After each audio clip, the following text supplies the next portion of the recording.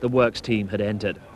After 8 rounds, Mickey Biazion's dominant lead remained at 30 points, even though he hadn't competed in Argentina, a rally which was won by Michael Eriksson, once again for Lancia.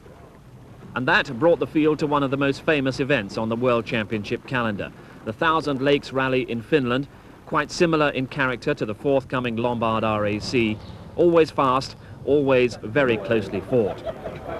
Among the manufacturers, it was Japan against Italy. Toyota, Mazda and Mitsubishi ranged against Lancia. And Mitsubishi had new cars and a new driver. Vatanen paired with the Argentina winner, Michael Eriksson. I'm very hopeful for this rally.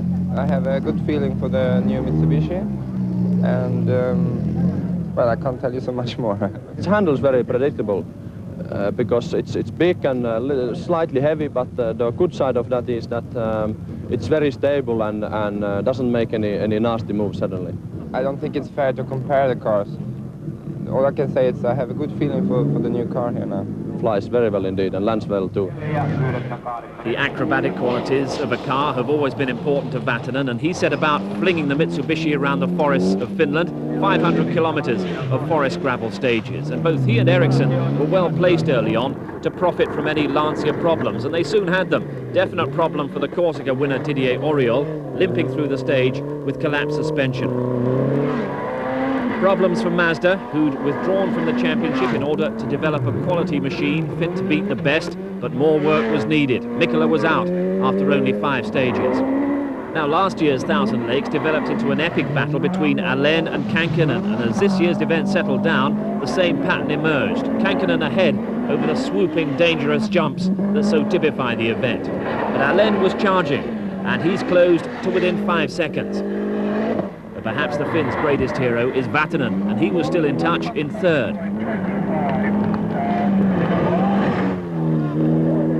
But another Toyota was right behind, Carlos Sainz in 4th, in what was building up to be the best contest of the championship. And Sainz's Celica showed the heat of the battle. Poised to play what would turn out to be the most important role, Michael Eriksson in 5th, because ahead of him, all was about to fall apart. Kankkunen would be out of the lead when his Toyota caught fire. Marco Alain's bid for victory ended with a blown head gasket. That left Vatanen briefly in the lead, but he went out with a broken crankshaft pulley.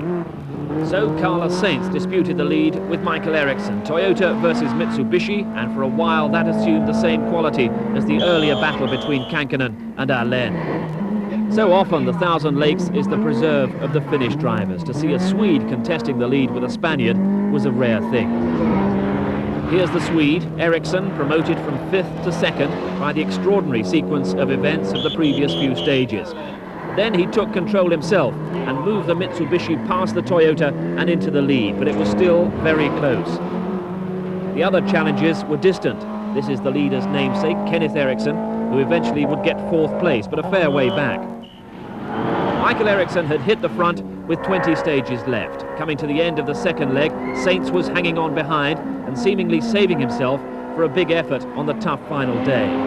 Mazda had profited from the problems of others, and Salonen had got up to 3rd. And another Mazda driver, Michael Sundström, had tucked into 4th. But out front, it was Mitsubishi from Toyota. And struggling was the World Championship leader Mickey Biazion in 7th, hampered by turbo problems.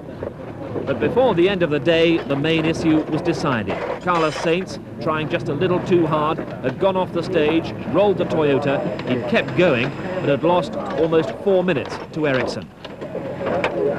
We roll. We missed 1 second gear then, and we have very bad luck because we roll. And after we have a puncture, and we couldn't take off the spare tire because we hit, and yes, we lost about 4 minutes. A dozen stages left, completed in relatively untroubled fashion by Michael Eriksson for Mitsubishi's first World Championship success and Eriksson's 2nd successive World Championship victory. The Lancia stranglehold broken.